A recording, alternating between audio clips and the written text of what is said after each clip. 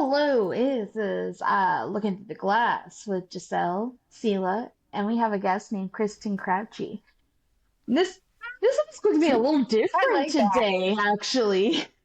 Um, so we are very excited about having Kristen on. We plan on having her on several different times, but today we're gonna refer back to one of our old episodes. I remember it's called Hypersexuality in Youth, and I it just kind of dived into.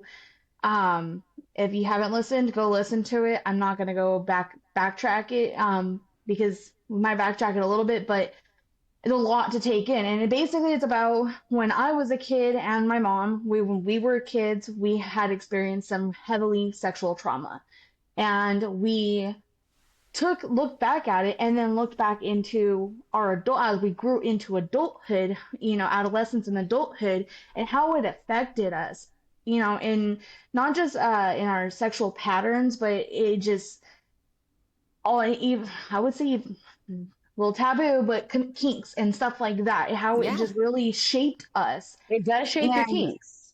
it Oh, does, absolutely. and 100%.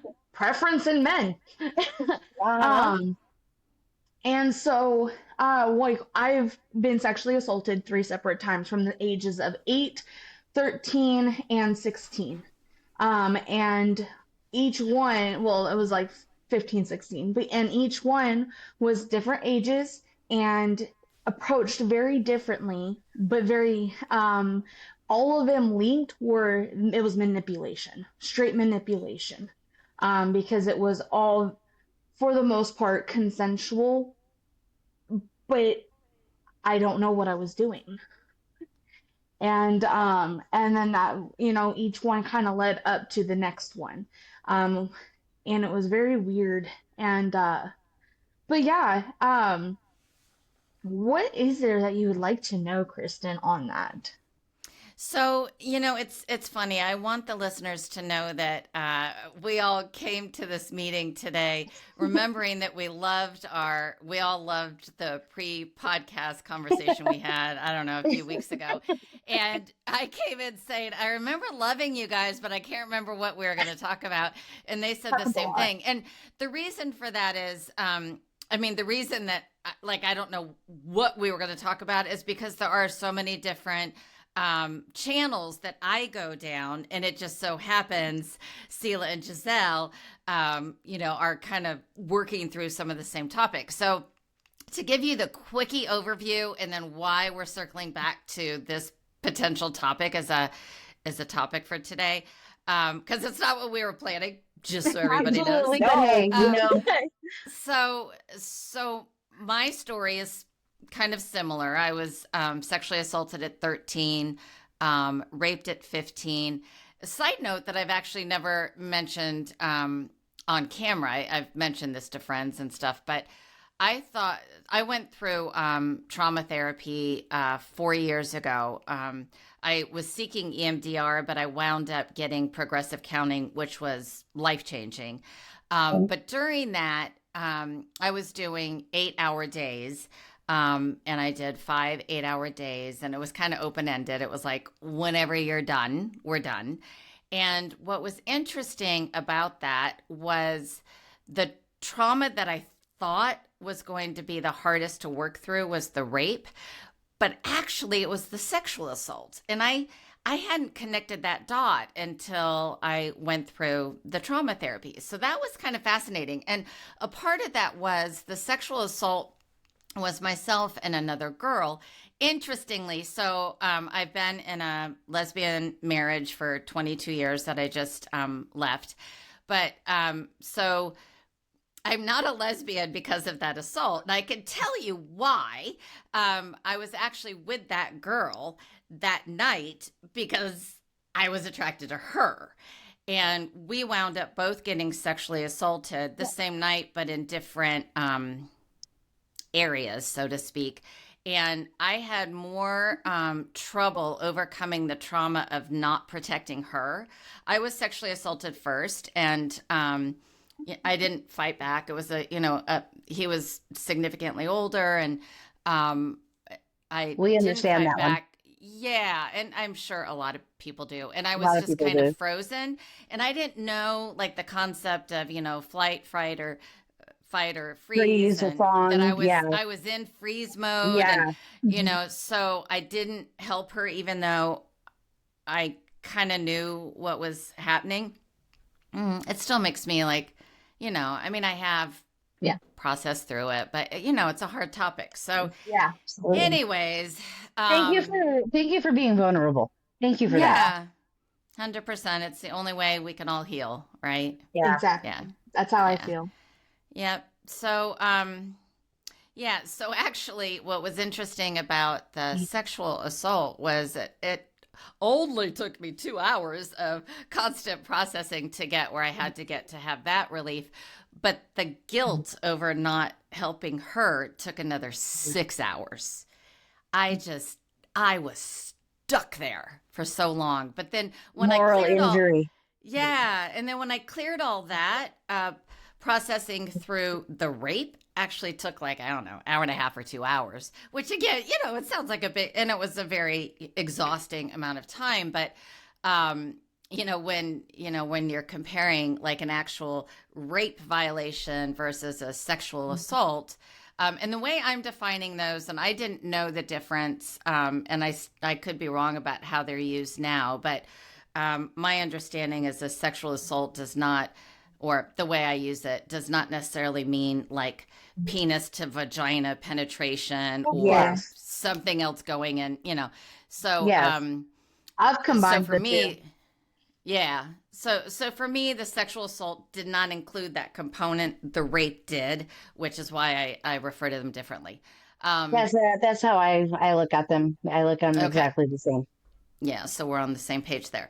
So, Yeah. anyways, the reason why I asked Sela and Jeselle, like, what's your the episode that the most listeners listen to, and they mentioned this, and I think they mentioned it kind of thinking, oh, that won't be the topic we cover today, and I'm like, I'm actually working through. Oh, so back up. So the reason I really didn't know is because there's several different things I'm working on in terms of a passion project, a profession, a business, project, whatever you want to call it. One avenue of it is I do divorce coaching, and I specifically love to work with lesbians and psychologically abusive marriages because that's what I came out of, right?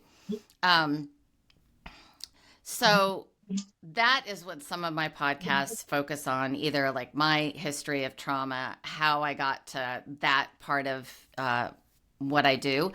But the other part, it actually came before the divorce coaching. It came post abuse. It came after separation, and started developing prior to the finalization of the divorce. But it's what I call paramour paradox, which is not specific to trauma. It is for anybody asking the existential question of who am I, which usually comes up during big transition moments, right? You're standing at the abyss, and the abyss could be because you're about to retire, you're an empty nester, going through a divorce.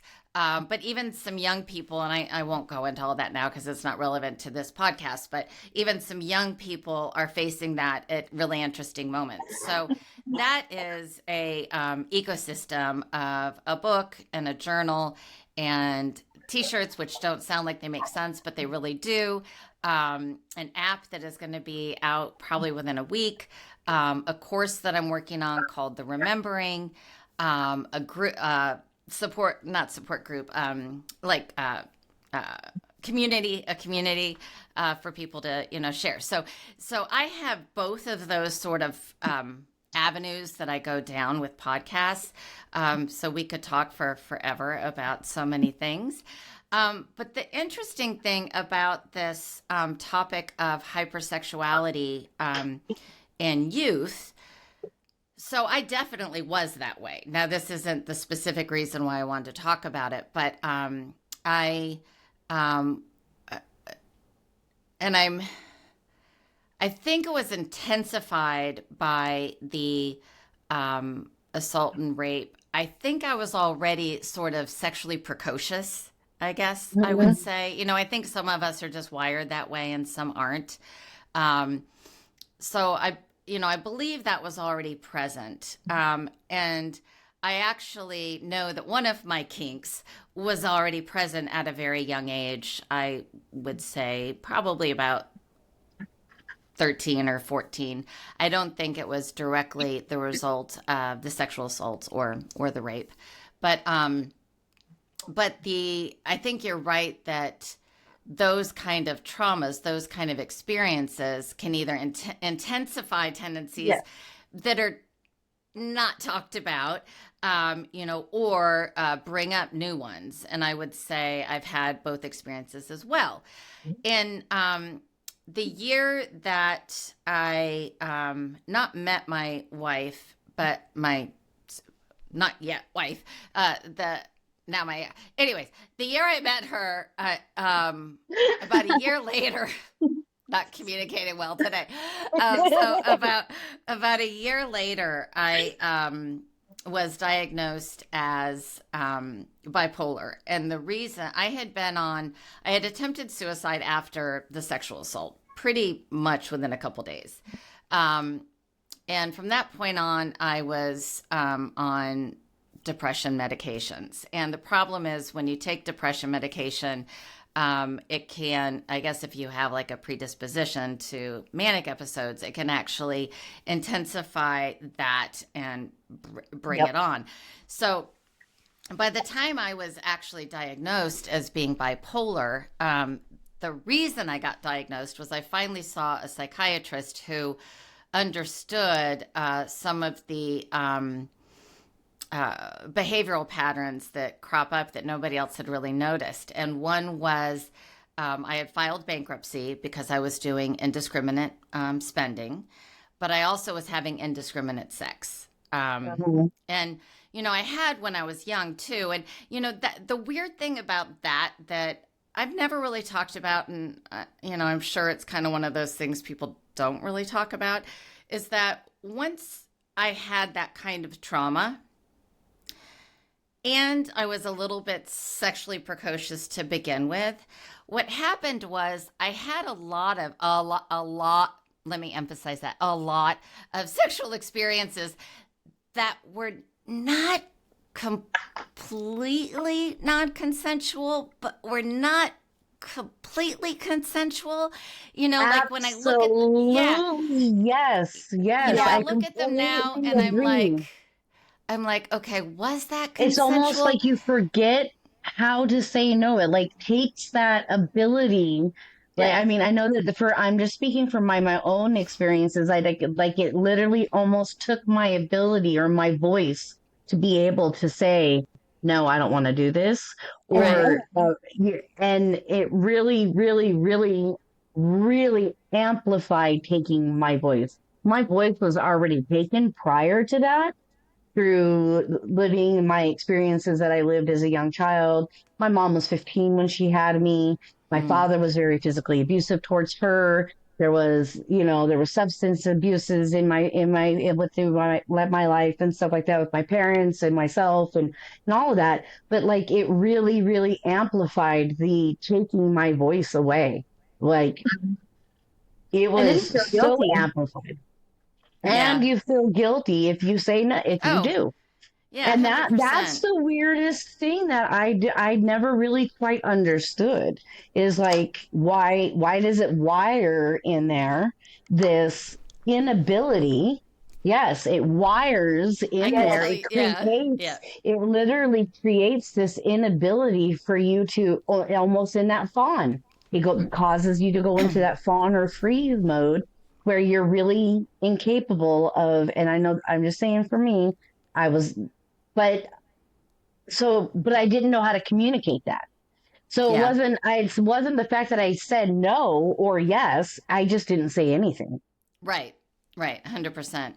So you brought up the very topic that I am like digging deep into right now, which kind of relates to both of my avenues, both the divorce coaching and also the who am I, because what it does is it shifts the model. So there's a neuroscience model out. Well, neuroscience. It's what cognitive behavioral therapists use. It's their model of therapy That's and what I mean. how Just cognitive behavioral therapy. that's what you're in. Okay, yeah, Yeah, and it's that's currently brilliant. what I'm in right now. I used to work with CBT therapists, and it's a fantastic process. So what I'm about to say does um, look at things a little bit differently. It doesn't refute what they're doing or refute the effectiveness of what they're doing, but it does something super important that is different. So, and it turns out, like, this is something I kind of came up with on my own. You know, no idea is original, but I kind of came up with it on my own. And then I've created this like 18-page document that I'm actually proofing at, you know, right before this call, I was proofing it. And so I'm looking at, is this really biochemically and neuroscience wise accurate? And it is. But it's through a lesser known neuroscientist who happens to be female. Gee, I wonder why. But anyways, so the model that most people go by, and Sela, it sounds like you know this well, is we have a thought that leads to an emotion. The emotion causes a behavior. The behavior causes an experience, which then circles back to reinforcing thought, right? And we get stuck in this loop. And the challenge is to create awareness around that loop so that you can then... So you don't get trapped into it. Yes. Right. Okay. So here's the exciting part. Our bodies, and this part I knew. This is like not something I created. What I'm about to say is like biochemically accurate. 100%. Nobody has refuted it. And that is that emotions cause feelings, which release chemicals. Okay. Yeah. So we're in stress. We're getting raped. We release cortisol, adrenaline, and there's other stuff that happens as well. Sometimes even oxytocin, which is really strange, but like trauma bonding causes oxytocin to be. So you have this little bartender in your head mixing up this chemical, okay, this chemical cocktail.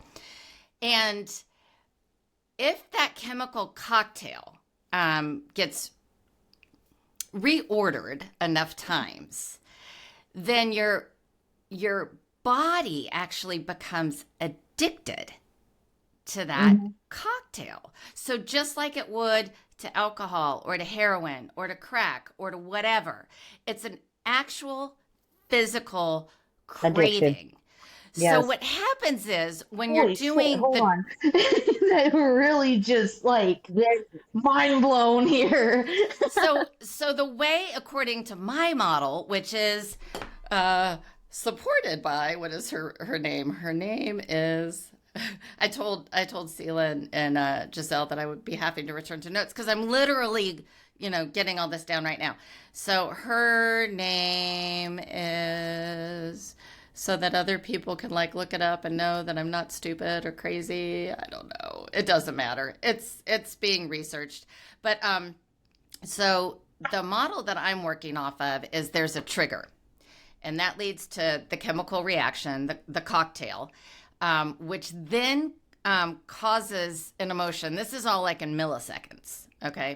Trigger. Absolutely. Chemical. So trigger, you see somebody that reminds you of or is the person that assaulted you, or the right? perpetrator or whatever. Right. So you freeze up, right? And then your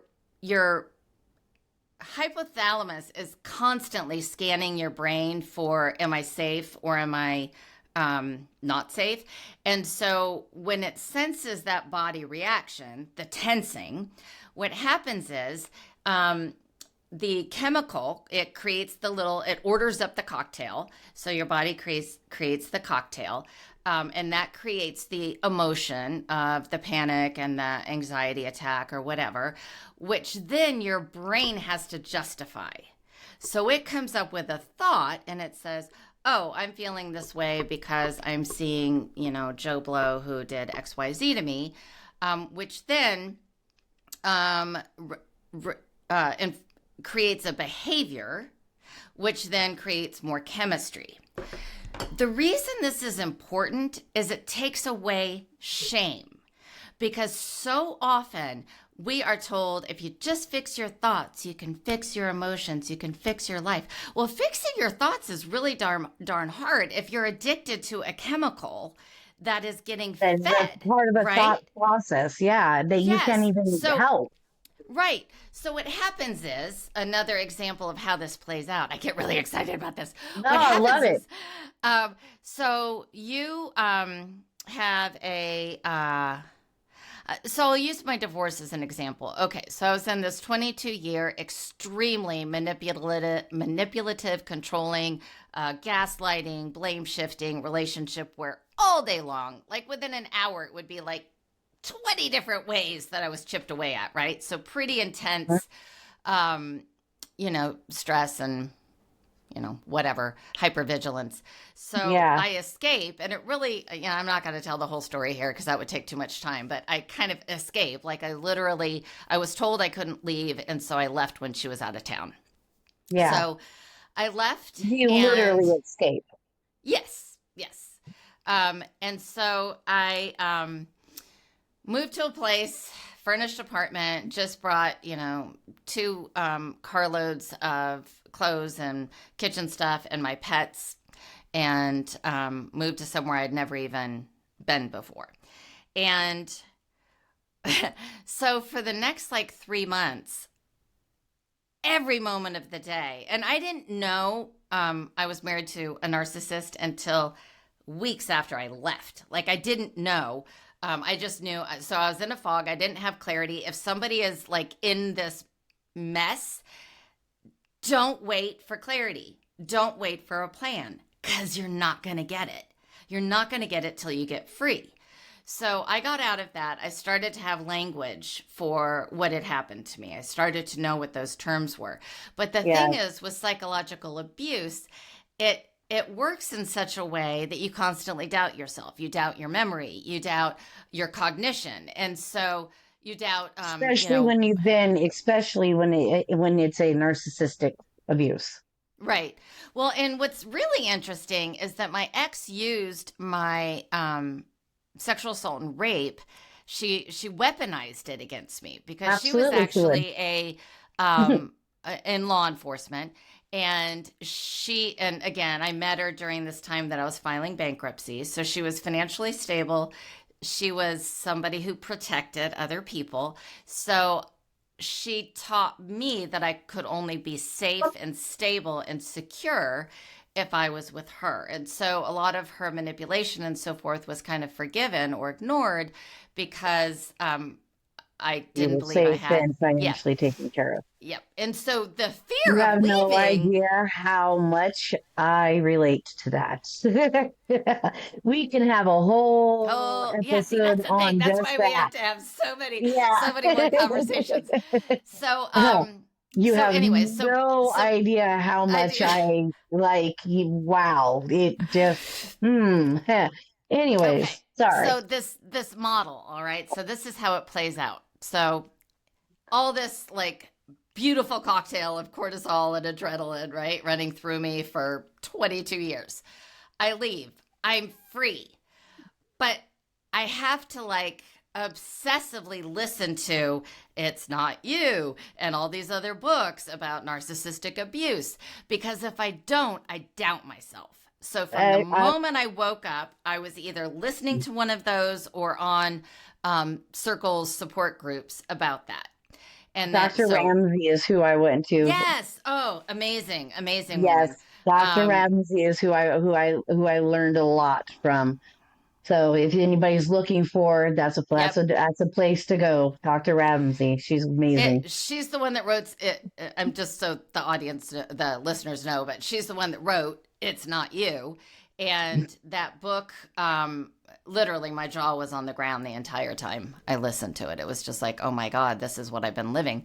So, the, so I had to like live in that, trauma bubble, that victim bubble for a few months. Mhm. Fortunately, it was just a few months.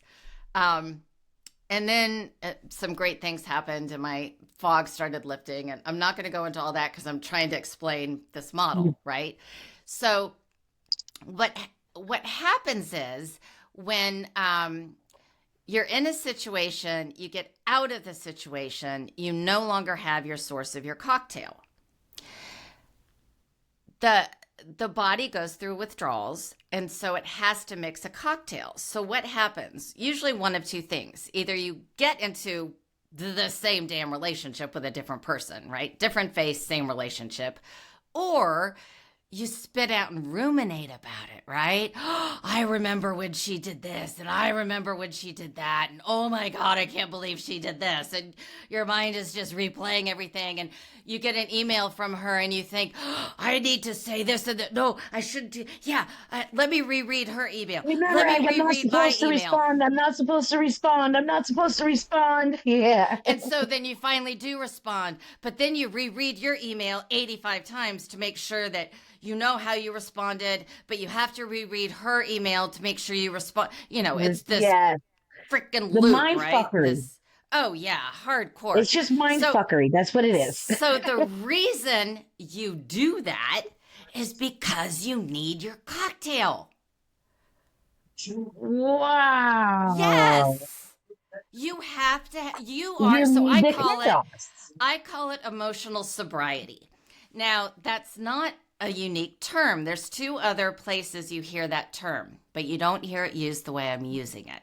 AA uses it in reference to emotional maturity, and behavioral therapists use it in the context of emotional regulation.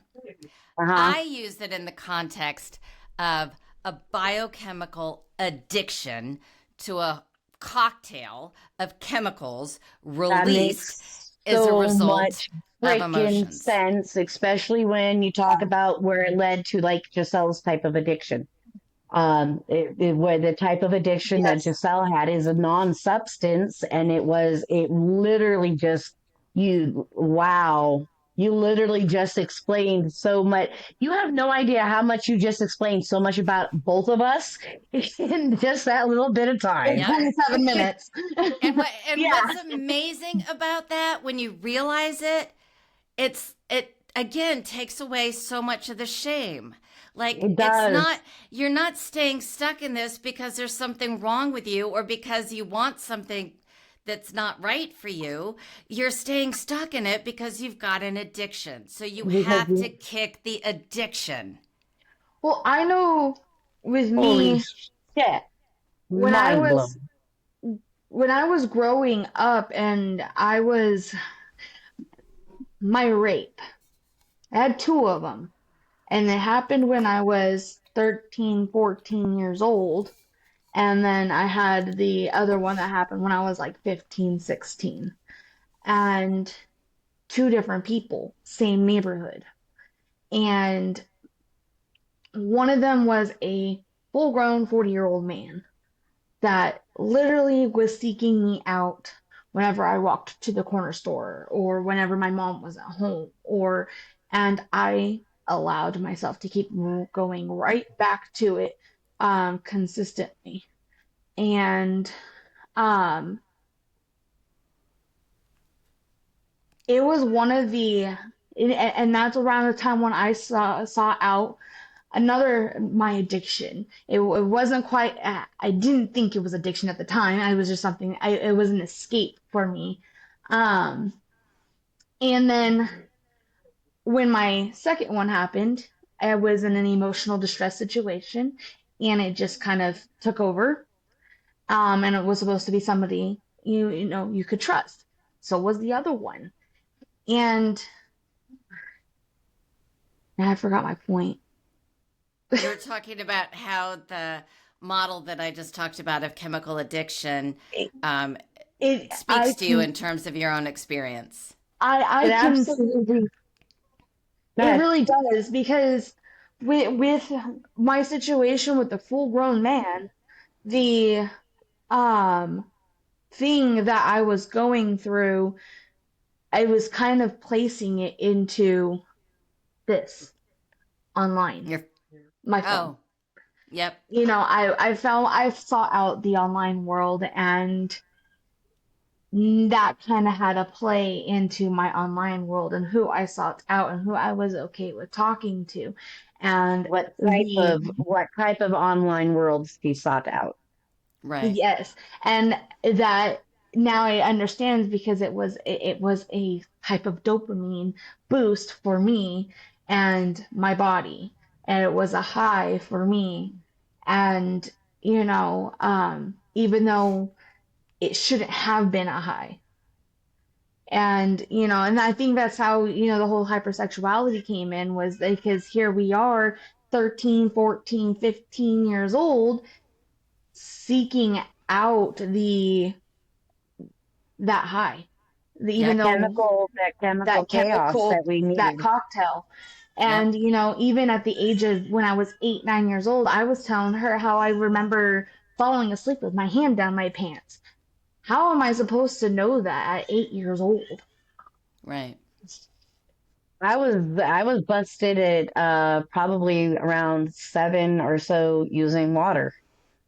Like there was things, and I remember doing the same thing. And mine was recently, uh not too long ago, I started having flashbacks of like these dreams, and it was literally my mom's perpetrator, my aunt's perpetrator, both of my aunts perpetrator. And the it was funny because it was literally during an episode that we were recording that I had one flashback, and it was of my mom coming in and seeing me sitting on his lap, and I was probably around 5, 6 maybe. And I remember my mom losing her mind on my grandma, right? And just totally like losing it. I had that flashback. And then after that flashback came the other flashbacks of this dark, all of a sudden I'm like in this dark place where there's like light coming in through the top. Well, this is the man that in Las Vegas at the time, Broadacre swap meet, had the ponies, pony rides. He was huge in Las Vegas. Well, he had a horse trailer at that.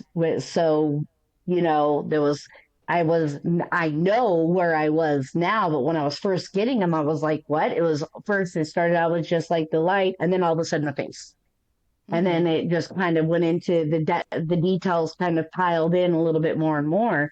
But I didn't know that I didn't know this until I'm 47. I just turned 47. This Yeah. stuff was happening to me probably around the age of 2, Yeah. 3, 4, 5, 6, because, and that's what he used. He used his horses, he used his ponies to draw in the kids. Well, what better way to get a cop a feel when you're hoisting those kids up on those saddles, you know? Yep. It's Yep. insane. Yeah. So I think that going back to the, topic of the hypersexuality, it's just another sort of manifestation of finding a way to get our fix, to get our cocktail. So, let's talk a little bit about how to have emotional sobriety. You want to do Yes, that? please, Okay. let's do that. Yeah, Yes. because there's no point in knowing you're an Knowing if you emotional can't do anything about junkie it. if you can't do Right. anything about it. Yeah, so let's start with some like tools. I actually have this document that I've created called the 12 steps of emotional sobriety. So just sort of like a 12-step program. Um, and I don't have the order and everything memorized yet because I'm creating this If as you I go. send it But to us, we can, if you yeah, send yeah, it to us, we would absolutely. be more than happy to make sure we put that in the footnotes for our listeners. Absolutely.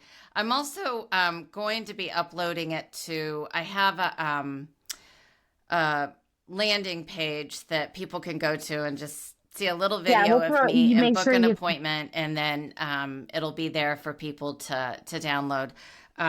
But a lot of the practices that work for becoming emotionally sober are also the ones that work for uncovering the adaptations that lead to us wondering who we are, right? So my Paramore Paradox project is answering that question, who am I? And it's based on the idea that we put so many different layers of adaptation onto ourselves, even if we're not from traumas, right? We Trauma haven't had, behind background. yeah, Yeah. yeah. No, Even if not, even if you've had a fairly society kind of normal, requires yeah, us to do it. yeah, we still have to put on a mask for going to school and what career Or we going to the do and grocery or store. go Or, everything, right? yeah. So, we have to present ourselves a certain way. That's all adaptations, that's all masks. The other thing around that in terms of shame is that once people realize that, a lot of times they feel shame for like how could I do this? How could I, reject myself or hide. And again, it's like we do that because we want love, We want to be support, and socially safety and accepted. accepted. Yep, Yes, accepted. we So are all humans, which those, are social beings. We are supposed to right, live in a herd. right. And so to do that, we have to adapt. Now, that doesn't mean it's never acceptable to put on a mask. I mean, I don't always wear lipstick and mascara. I put on a mask to come on the podcast because people expect me to look a certain way, whatever. So I'm not saying all masks are bad, but what's bad is when you have the mask and you don't know.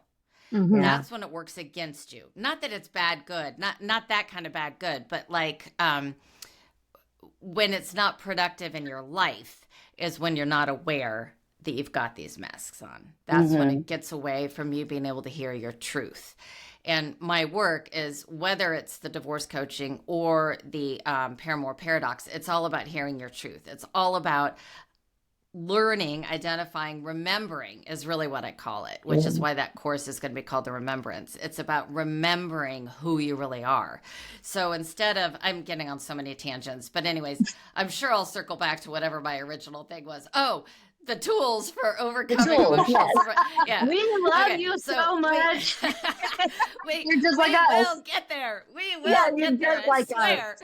I swear. Okay, so see, I already forgot where I was. The So tools. The yeah, tools.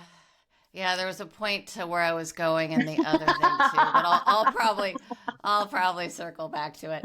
Okay. Oh, I think I was just talking about how yeah, so the masks and And the shame. the shame and yeah, so anyways, a lot of times we feel shame, but again, if you realize that all those masks are because of adaptations to feel loved, supported, safe, accepted, all of that, it kind of releases some of that shame, and we all have it. It's probably a little more severe depending on how many layers of trauma you have in addition, but it's all kind of there. And with that project, the foundation of it is this book I wrote called Be the You That's More You Than You've Ever Been. There's, again, 5 episodes that we could talk about how that book Absolutely. came to be. Be the you. I love that. Very interested. And the reason why that is so, such. So I hate self-help because it implies there's something that needs to be helped or fixed. I hate personal development because, again, it kind of indicates that Lies that they were broken. Yep, that you're broken. So, what I like is self revelation. I believe that rather than having to change or become, something, grow into that, really what we need to do is strip away all these layers, all these masks, all these adaptations to get to who we really are, who we've always been, but we have just forgotten. Because at our core, all of us are magnificent and brilliant and amazing. We've just forgotten. And the job in this life, the gift we've been given, is the opportunity to remember. So I am not an expert in you and how you get to where you need to go. What I do have is a path that I traveled that is amazing that will help you get there. Now, as a part of that path, the tools that work are tools that work for emotional sobriety as well. So, see, I did circle back to the tools. I promised I would, and I did. Beautifully, may I add. Thank you. Okay, so just like cognitive behavioral therapists tell you have to become aware, right, that it's happening, it does kind of all go back to awareness. Now, The challenge with awareness is monkey mind, right? So monkey Mhm. mind is that rumination, it's the inner critic, it's like all that jabber, jabber, jabber that's going on in your head that is what is keeping you from hearing your truth. It's Mhm. all that nonsense. It's not anybody else's voice. And I promise you, if you're hearing a voice in your head and you're wondering, is this my truth or is this the inner critic or whatever? If it's um, berating you, providing you with self doubt, telling you you can't do something, telling you you're stupid or other people will think you're stupid, that is not It's your not, truth. If yeah, it it's is not your telling truth, you, oh my exactly. God, you can do anything, you're brilliant, this is a great idea, follow this through, ooh, that is your truth, right? And if you're living in alignment with your truth, this is how to know if you are or not. So, say you've got this idea for this business and you want to do this business, but you're having to like motivate yourself and discipline yourself. I have to do this at 9 a.m. in order to achieve my goal. If it's work like that, it's not your truth. It's not the path you're supposed to be on. Because if you're living in alignment with your truth and if you're living authentically, and so I mean authentically that way, in alignment with your truth, you don't need discipline, you don't need motivation. You will be staying up until You midnight and waking up at 6 a.m. going, I cannot wait to get working on this, which is like me with this emotional sobriety thing, right? Like now I can't shut down about it because my brain thought of it. Okay, so the way to shut down monkey mind, there's really only one way. Now, the one way takes a gazillion forms, and the word that I'm going to use is going to cause probably 80% of you a moment of panic and a moment of failure. I can't do that, right? Because we're all taught we can't do this, and that's meditate. Now, I have Oh big no, meditation is asterisks. amazing. I have big asterisks around the word meditation because so many times I hear, and I used to say this, I can't meditate. And somebody would say, well, why do you say you can't meditate? Well, I can't quiet my brain long enough to focus on the breath or the candle or whatever I'm supposed to be doing. And so therefore I'm a failure and I can't do that. Right It's not there. true. I'm glad you're shaking your head, Sela, because there are so many different ways of doing something that falls in the category of meditation, which is really just finding a And you moment can of quiet in your and you can brain. adapt it to you and personalize it yourself. Yes. Me, I Yes. like frequency meditation. I love frequency meditation. It's one of the things that helps center me. And I what I do is I pay attention to this, and but it gives me that inner peace. It just kind Yep. of calms everything down. And yes, I do, because when I first heard about meditation in my recovery, um, when I first started, when it was kind of revealed to me that it was something that was necessary to help me recover, um, I was like, I can't do this. And I would do See? all the Yep. different apps. I had to do all the different apps. And halfway through, I'm off thinking about something else and off doing the monkey mind thing. And then with time, and I found, just trying different methods, different Yep. ways, whether Yep. it be directed. A lot of the times directed meditation for me helps a lot. Yep. But there's so many different ways to meditate. Yep. It is unreal. Yep. And even, the beautiful thing about learning to quiet the mind is it doesn't have to be an hour of meditation. It can be 3 bites of food. You take a bite, and it can be a burger from McDonald's. It doesn't matter. You get your food in your hand. If it's from fast food, you unwrap it with precision and care. You look at what you're about to eat. You take a bite. You taste all the different flavors, the salt, the meat, whatever, the toppings. You feel it in your mouth. That is creating enough silence, enough gap to start the process of quieting the mind. Okay. So and in my book, I talk about this and I talk about this all the time. It can be walking through nature and looking at the different textures of bark and trying to Yep. identify as many. It can be walking your dog and hearing the crunch of your shoes on the ground and the pitter pat of your dogs and your dog snorting as it's, smelling something and, whatever, like tuning into it. And Literally stopping and smelling the roses. exactly. Which our dogs are really good at, by the way, although it's not always roses. Sometimes it's like horse shit and whatever. But Yeah, yeah, yeah. so and again, it doesn't have to, you can start with 5 seconds, 5 seconds. Hmm. And the more you do it, the more yourself believes you. It's like proving to yourself, okay, I'm really working at hearing you. And I know I have to do this to hear you. And so I'm going to do 5 seconds. Oh, okay. That worked. Okay. So now I'm going to do 10 seconds. Instead of doing 1 bite of food, I'm going to do 3 bites of food. It can be stir, like if you cook for your family, it can be stirring the soup or cutting the vegetables and really, focusing on like putting love into it and, paying attention to the sinews or what, that. So it Yeah, doesn't have to be a formal practice. In fact, when it's not a formal practice, I believe it's even more powerful. I was gonna say it's more powerful because it's yours. And that's the whole part is this journey is yours. Yep, And exactly. you've got to adapt all these to you. Yep. And that's where we were talking about it on another podcast, the rigidity of things, the way people think and the systems and the way that we're literally being brainwashed into is this rigidity.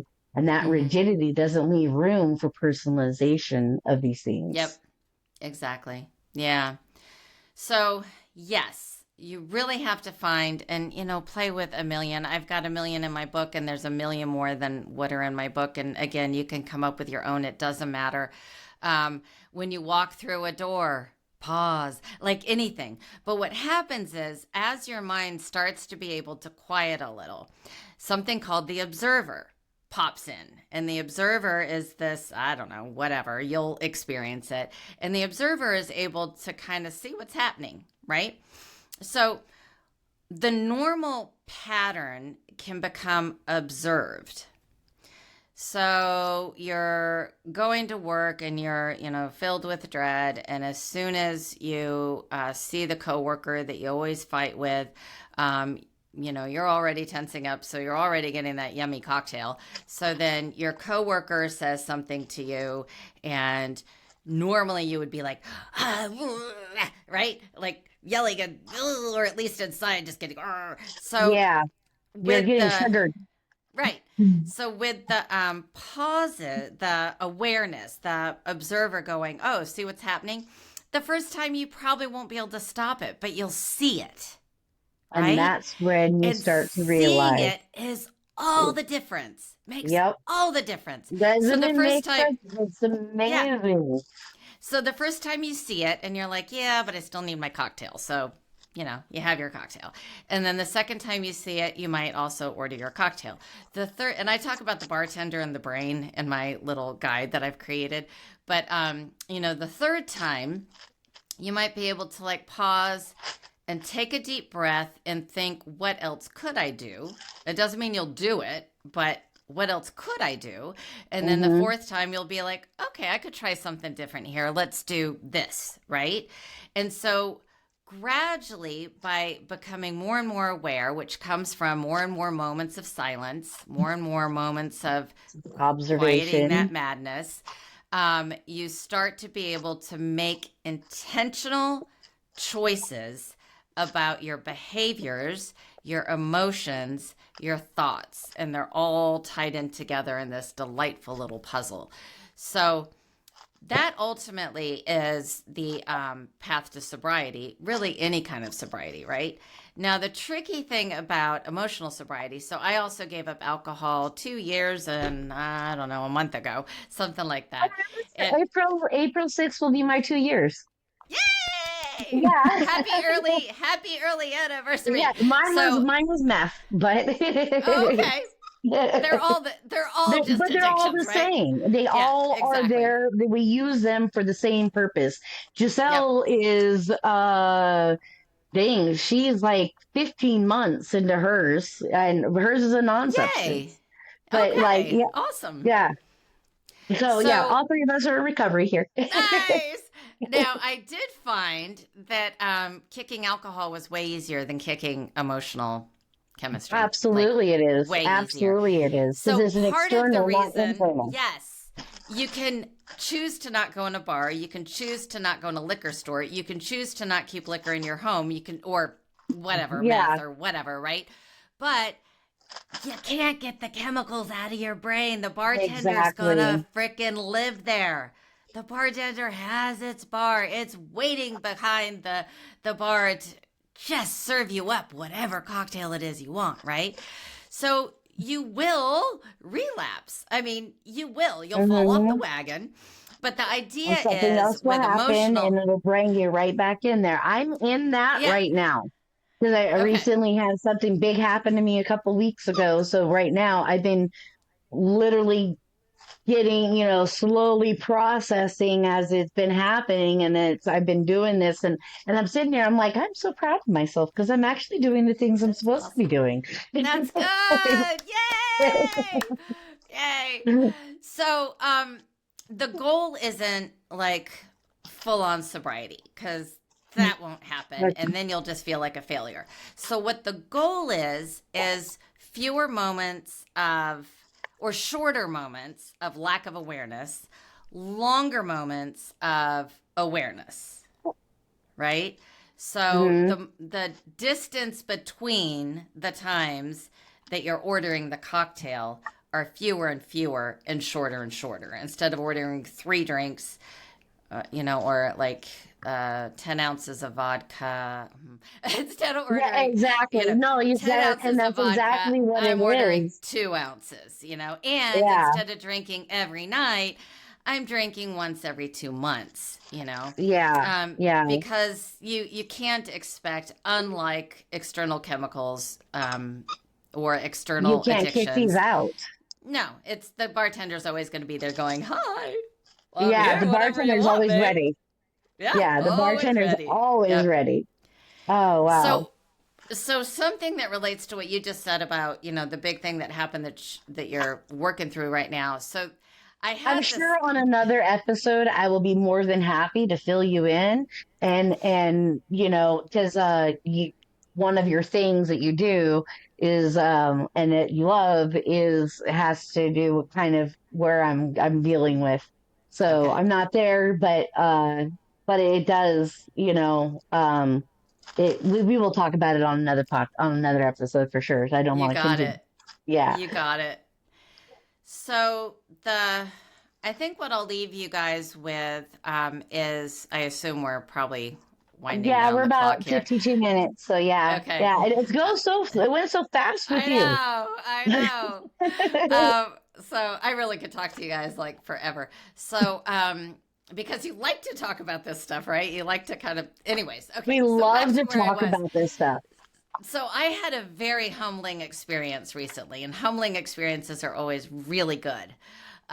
So I've been working through my own emotional, addiction, and I knew. So I just recently coined it emotional sobriety and done the research to figure out, is this grounded in science and is this term used elsewhere? It So I've just makes recently started so doing much that, sense.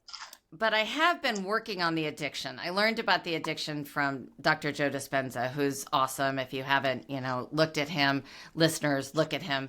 So I learned about the addiction, the chemicals that we become addicted to, back almost a couple of years ago. But so I've been working on this, and when when I freed myself of my addiction to the loop around my ex, which actually that's a Mhm. whole story too. I actually love my ex right now. Now, I don't speak to her. I don't want her in my life. I want nothing to do with her, but I am so honestly, sincerely grateful of her. And I also, okay, this would get on a whole nother topic. So if you want to go there sometime, let's go there. But Yeah, let's go there. so Then we'll go there another time for sure. so You once one absolutely are going to have to come back. so once I freed myself of that victim loop with her, I thought, Yeah. I have arrived, right? I don't have, look, I feel so good. I'm free of this addiction. Well, about the same time, I lost my job, and my cat was very ill, and I found out he had cancer, IBD, and kidney disease. The same week that I found out he had all of those things, my stepson, who was an adult with autism, and you hear the word was, an adult with autism and epilepsy, had a self inflicted accident that led him to be in the hospital on life support for 2 weeks, at which point he passed away. And he and I had gotten very close during COVID. Remember, I was with this woman for 22 years. So Yes, I was around. absolutely. Now, This is he and your I did not have a good relationship up until COVID, all on me, not on him. Mhm. But, anyways, I like to think I was his favorite mom by the time he passed away. But he was certainly one of my very favorite people. So, anyways, lost job, cat got sick, found out, had all those things. Stepson passed away. When my cat died, and I'm going through this traumatic divorce of, am I going to have any resources when I get out, right? All Yes, I God, really do I wanted, understand that? so my bottom line was my cat and my dog. We Mhm. had another dog that we got because she didn't bond with the cat and the dog that I wound up getting, but they were my deal breaker. I had to have them. But, I didn't have a job and I didn't have resources, so I had, that stress, right?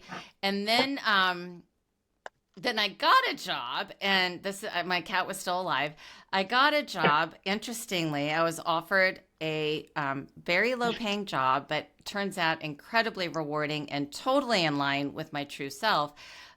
Working with adults with special needs in the employment department, where I go out and do janitorial work with them to teach them, good habits and good work ethics. And so I'm scrubbing toilets all day, but I'm also working with these amazing people that I never would have been able to communicate with as well if it hadn't been for my stepson during COVID, the COVID, learnings and lessons that I learning had then. and yeah. So it was also kind of an homage to him. But the point is, I have worked my entire life for myself or jobs from home. So I've never left my 10-year-old dog alone. She's been by my side my entire life and her entire life. So this job is out of the house, and it's the only job I was offered after 120 applications because I have this Jesus. really unconventional resume. Even though I have a master's degree in international business, I'm not hireable, right? So Mhm. I had that, stress of new job, having to leave the house and leave my dog without me. And I probably had as much, anxiety about that as my dog did. And so that's going on. And then my cat dies in July. So this is all starting in January. So this is all what happened up to July of last Jeez. year. Yeah. So cat dies in July. I have like 1 month where I think everything's kind of okay. And then I find out my dog has hemangiosarcoma, which I've had 2 dogs die of, and it's cancer of the inner lining of the blood vessels. And you usually Yes. don't know until they It's die. too late. And it just, everything ruptures. I'm a vet tech. I understand. There you go. So and I think when we talked before, my dog was dying, but now she has passed. This is actually her ashes in here. Um, Oh. yeah, it's her ashes. So I had 7 months where I was, because I'd seen 2 dogs die of this, and I knew what was going to happen. I just didn't know when, and you don't usually know what's going to happen. So I had 7 months to love her, enjoy her, give her everything she wanted, learn everything she wanted to give me. All of this delicious time, but still super hyper vigilant. And even though living right, still living in the pre grief, the anticipatory grief of knowing she's going to leave. So she finally does get weak enough that she gets anemic enough that she can't get up anymore. So, we did an amazing process here at home. So she was able to die at home. I mean, she had there's a reason I'm saying all this. So she had an amazing life, incredible life. She had an amazing last 7 months. She had a very honoring euthanasia process. I took her body myself to a place an hour away that does one animal at a time. So I knew I would just get When you're her getting just ashes, her right? ashes, yeah. She's on my altar. I mean, she has been honored and loved and cherished. After she passed, I realized that I knew she had given me gifts, but I didn't realize her biggest gift until she passed. So she passed, and I realized I have nothing of what I had 2 years ago. I mean, nothing. Nothing. I mean, okay, wait, asterisk. I have my family, but they're on the West Coast or in Europe.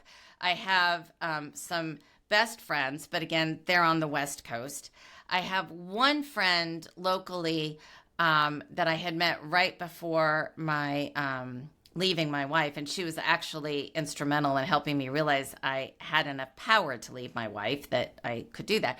So I had her as a friend, and I still do, but she was a very new friend, right? So if you look back, I literally had nothing. Have nothing that was then. Now, my life happens to be the very best life I could ever imagine, and the very best experience of life I could ever imagine. This is all relevant to the story that has taken me 8 minutes to tell. So we're coming to the punchline. So I find out that my dog's gift to me was the gift of community. So community is uber important to me. And Yes. she waited to pass until I had formed this incredible network of friends and community here. I got settled in a house in a nearby town, but the people that are in my life locally are either in my life because of her. Like, I probably wouldn't have them in my life if it wasn't for her, or my relationships with them are so deep because of her, dog walks and blah, blah, blah, Yeah. right? So she Yeah. gave me this incredible She gift gave of you that community. community before she went on. And it's amazing Yes. that people don't understand, but yes, animals are capable of doing stuff like that, not only Yes. humans. So we're still about to come to the punchline, right? So I'm existing in this beautiful state of gratitude. I was there for a couple days. Then I went through, sorrow and grief and crying, all normal stuff, all good stuff. Then I go back into this sort of state of gratitude, and then bam, I realized, no, this isn't logical yet. I didn't realize this, but my body realized, oh, we don't have our chemical anymore. And I thought I was cured. No, life gave me the chemical, right? I didn't have Yeah. to spin out about it anymore. I didn't have to Mm-mm. spiral and ruminate. Life just gave it to me. How delicious is that? I didn't Yeah. have to do anything. And so I found myself one day spiraling. Did I do enough? Was she happy? Did I euthanize her? All this stuff that I know is not the case, and yet I decided to spin about it, and I decided to spin about it because I needed my fix, and I realized that. That's emotional sobriety. Is all of a sudden I went, oh, you Those need your aha. fix. You need your fix. You thought you were cured. Oh my God, you were wrong. So let's give you a fix. Now, I realized that, and I had to do every trick in the book to get myself back normalized. And then I asked one of my friends, next time you hear me do that, you know the difference between sad and spinning. Tell me, are you being a junkie looking for your fix? And he actually did that today. So that was really good. But anyways, so that's the story, or the point of the story is you can get to a place where you think, I'm not getting this chemical anymore because I'm not ruminating. And life might just be dishing you what you need to have the cocktail ordered and ready for you anyways. Yes. So, yeah. So there's my very long. I'm very good at short story long. There's my very long story. I enjoyed every bit of it, but all the pieces were important there. All the pieces of that story were very important because that was the cocktail for you. All of those little pieces was the cocktail, and it is very important for people to understand that you can do all the work, but there's still life, and Yep. life will make you do the work again. Yep. Absolutely. Exactly. Kristen, this has been an absolute amazing time and such a pleasure. I cannot wait to have you back on again. And you definitely, second we hang up, go to that link.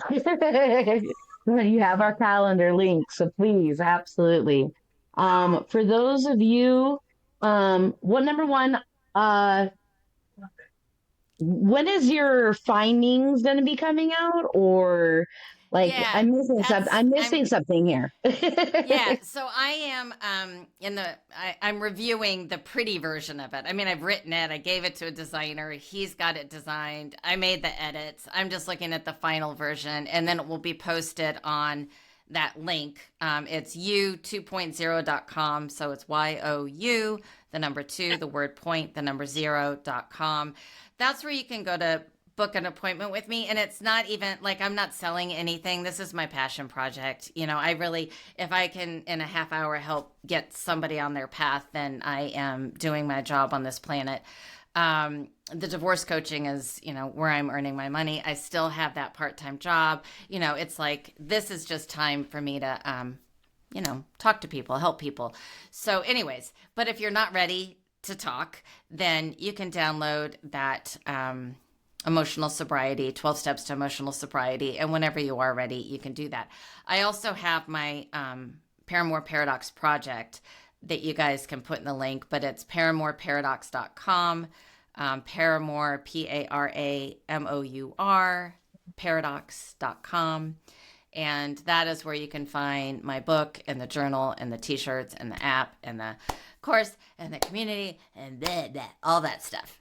That's fantastic. I knew I was missing a whole bunch of information there. Thank you for filling that all in. Sure. For all of you that want to reach out to us, um, our email is 12 in through THRU 34 theglass@gmail.com. You can reach us also on our Facebook and our TikTok. We are coming out with more platforms here soon. Just we're working one at a time here. But just want to say thank you for listening and looking into the glass.